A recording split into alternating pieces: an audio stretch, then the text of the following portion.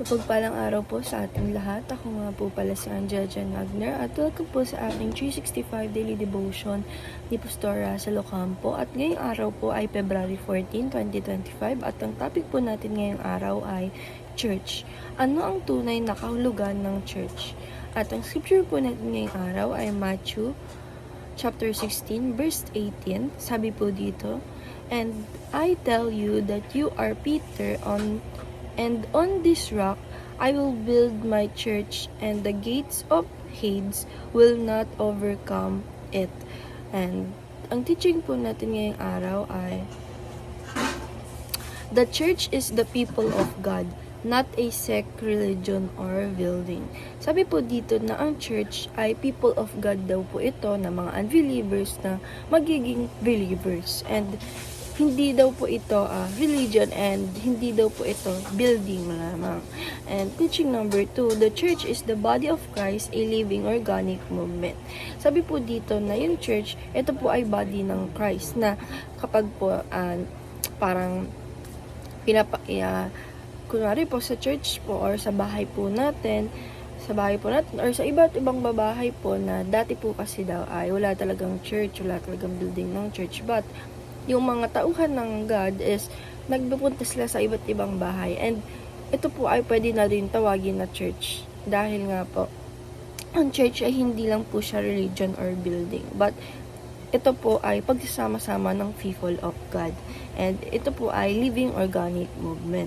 And teaching number 3, the church mission is to transform the nation, making non-followers into followers of Christ. Sabi po dito na yung church po is may mission na ma-transform tayo, all nation, na yung mga walking non-followers, yung hindi naniniwala sa Panginoong Diyos, na magiging paniniwala na sa ating Panginoong Diyos at nananampalataya na sa ating Panginoong Diyos. And teaching and application, start a church planning movement like that one of the New Testament.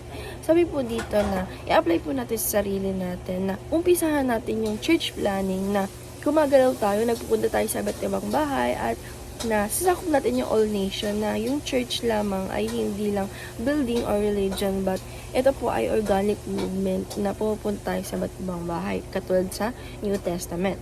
Kunwari po, nananampalataya tayo sa bahay natin, so pwede na po natin itong tawaging church dahil nga po tayo po ay people of God. And application number 2, start a Bible study group and call it a church. Sabi po dito na i-apply po natin sa sarili natin na kapag po tayo nag-umpisa ng Bible study sa ating bahay, saan pa man, is pwede na po natin itong matawag na church.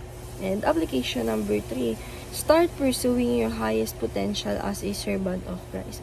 Sabi po dito na i-apply po natin sa sarili natin, na i-pursue po natin ang pinaka-highest potential natin sa pamamagitan na tayo po ay servant ng ating Panginoong Hesukristo. And discussion, what would change in your life if you fully embrace your role in the church as an active movement rather than just a place to attend.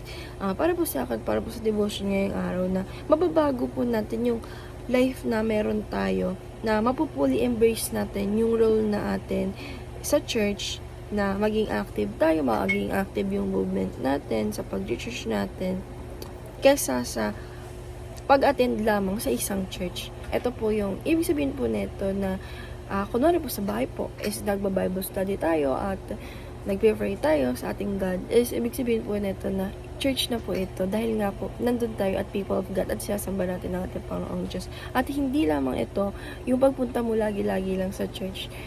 Hindi lang po dapat ganun. Dapat po sa iba't ibang church na ikaw ay nananampalataya at naniniwala sa ating Panginoong Diyos, ay matatawag mo na ito na church. And ayun lang po ngayong araw. Maraming salamat. God bless.